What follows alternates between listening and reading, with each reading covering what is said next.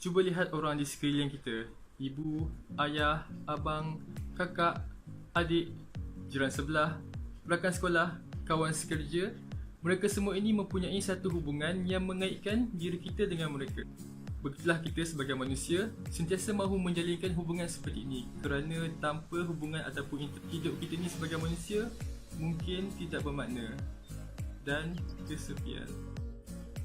Assalamualaikum dan salam sejahtera kepada semua. Okey, pada video kali ini bukanlah cikgu nak memberi nasihat tentang kekeluargaan ataupun nak ceritakan tentang kisah persahabatan, tetapi sebenarnya untuk video kali ini kita akan belajar tentang topik yang pertama dalam matematik tambahan tingkatan 4, iaitu topik fungsi. So apa sebenarnya kaitan antara topik fungsi ni dengan intro sebentar tadi? Jika kita nak tahu, fungsi ni adalah sejenis hubungan.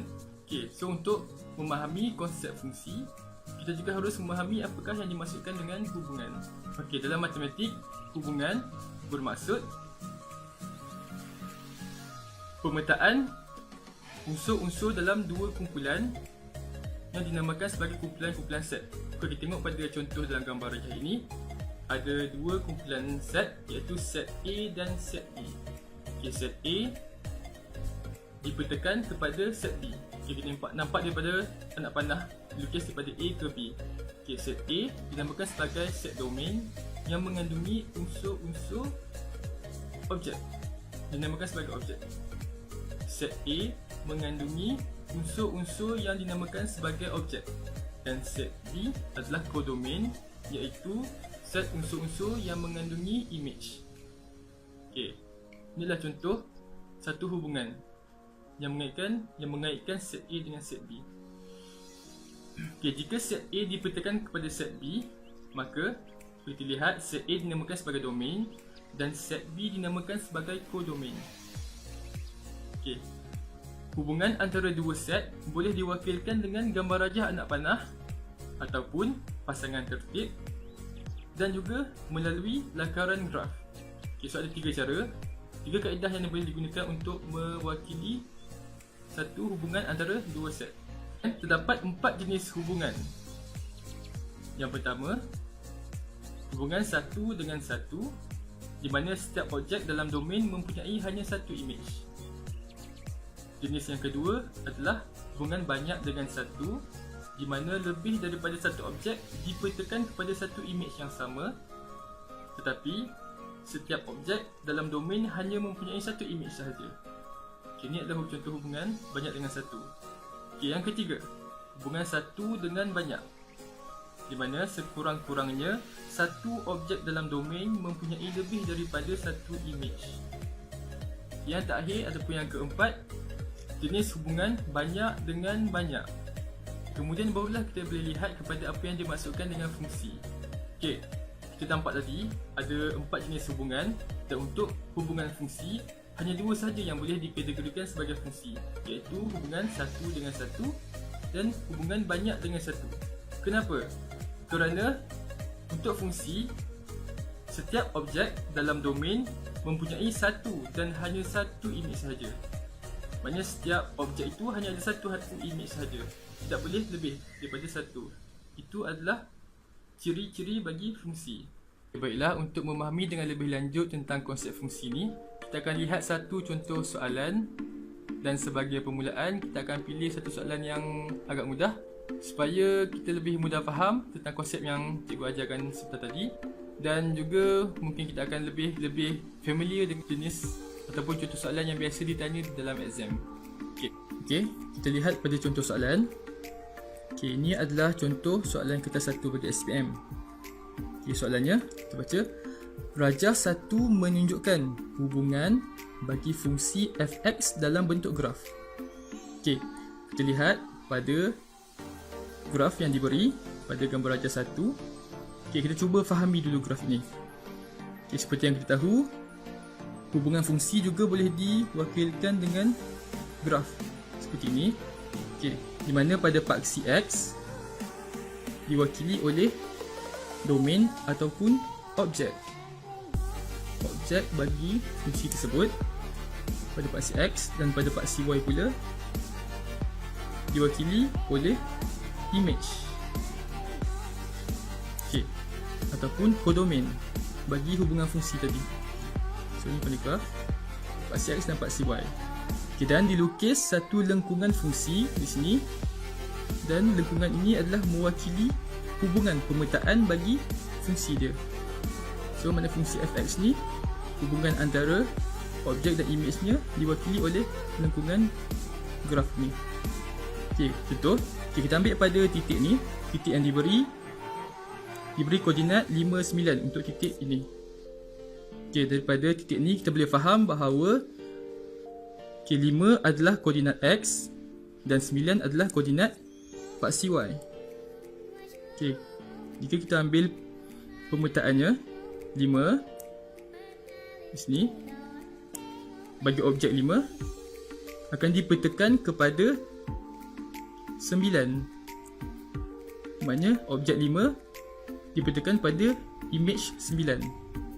Okay, untuk lebih faham, kita cuba wakilkan hubungan ini pada gambar rajah ni, gambar rajah anak panah. Okay, kan lebih senang, supaya lebih senang kita nampak. Okay, maknanya 5 pada objek, ataupun kalau biasa, kalau cikgu lebih prefer instead of objek dengan image, kita gunakan istilah input dan output. Okay, sebabnya istilah ni lebih mudah difahami. Input dan output. Input adalah objek dan output dia image. Okay, maknanya bila kita masukkan input 5 dan akan memberi output 9 sini. Okay, so pada untuk fungsi f memetakan input 5 kepada output 9. So kita boleh nampak dalam gambar rajah anak panah ni. Ataupun kita wakilkan pula dalam bentuk persamaan fungsi. Okay, maknanya fungsi f dengan input 5 akan memberi output 9. So tu maksud dia bagi ni gambar rajah graf ni.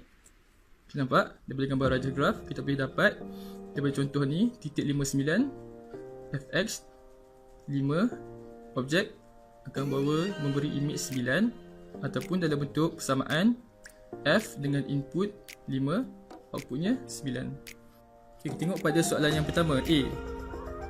Soalan yang tanya, apakah jenis hubungan itu? Okay, seperti yang kita tahu, hubungan ada 3 jenis. Ada 3 jenis hubungan. Kita senaraikan. Yang pertama, satu dengan satu, ataupun banyak dengan satu, ataupun satu dengan banyak. Okay, kita tahu kan, kita dah belajar tadi. Okay, kita tengok pada fungsi yang diberi ni.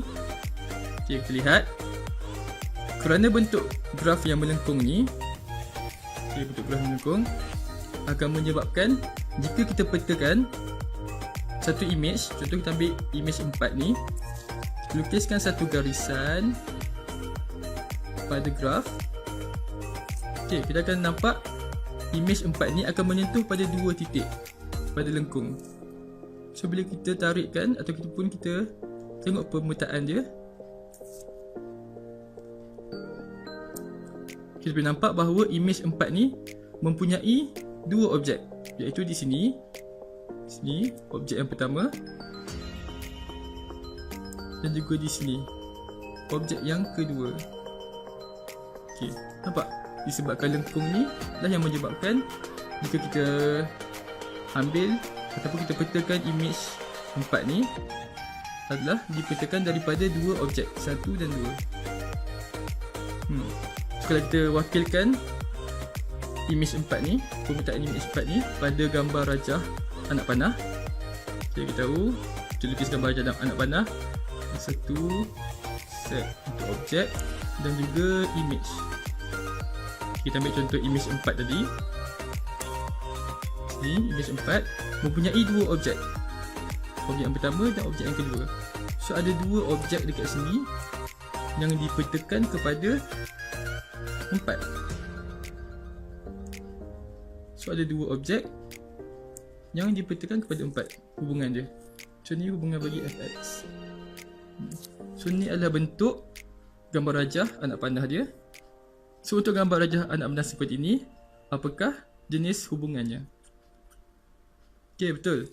Iaitu hubungan banyak dengan satu. Okey, ini adalah jenis hubungan iaitu banyak. Iaitu di sini di objek ni ada dua yang dipetakan ataupun dihubungkan dengan satu saja image. So banyak dengan satu. Okey, faham? Dan kemudian kita lihat pula pada soalan B. Soalan dia, apakah julat kodomain untuk domain 0 hingga 13? Tanya di sini julat bagi kodomain iaitu julat bagi image di sini pada part CY untuk domain nilai X di part CX antara 0 hingga 13. Okey. Lepas ni ditanya nilai bagi kodomain untuk domain 0 hingga 13. Okey, untuk menjawab soalan ni kita cuma lihat antara 0 hingga 13 ni grafnya adalah keseluruhan graf. So maka julat bagi kodomainnya adalah nilai, kita ambil dulu tengok nilai yang paling minimum dalam graf. Nilai yang paling minimum di sini hinggalah nilai yang paling maksimum. So nilai yang paling minimum adalah 1 dan yang paling maksimum di puncak graf ni adalah 9. So julatnya ataupun range bagi kodomain ataupun image fungsi ni adalah antara 1 hingga 9. Nampak? So nilai minimum yang paling bawah bagi graf tersebut hinggalah nilai yang paling maksimum. Okay, so kita tulis jawapannya. Julat bagi kodomain iaitu fx, maknanya image dia antara 1 hingga 9. 1 hingga 9. Okey, nampak? Antara 1 hingga 9. Okey, boleh faham? So, hopefully dengan konsep yang telah cikgu jelaskan dan juga soalan yang telah kita buat sama-sama tadi, anda semua lebih jelas dan lebih faham tentang apa itu fungsi. Tapi jangan risau, kerana pada kali ini hanyalah satu permulaan dan insyaAllah pada video yang akan datang, cikgu akan terangkan lebih mendalam tentang konsep-konsep yang ada dan juga tentang kiraan-kiraan yang terlibat dalam bab fungsi ini. Okey, jadi jangan lupa like dan share video ini dan nantikan video-video yang akan datang dalam page kami iaitu page CMN Education Group. Di situ kami akan kongsikan pelbagai lagi tips dan juga kaedah-kaedah pembelajaran yang boleh memberi manfaat kepada semua. Okey, kita jumpa lagi pada video yang akan datang. Okey, bersama saya Cikgu Reki. Terima kasih kerana menonton.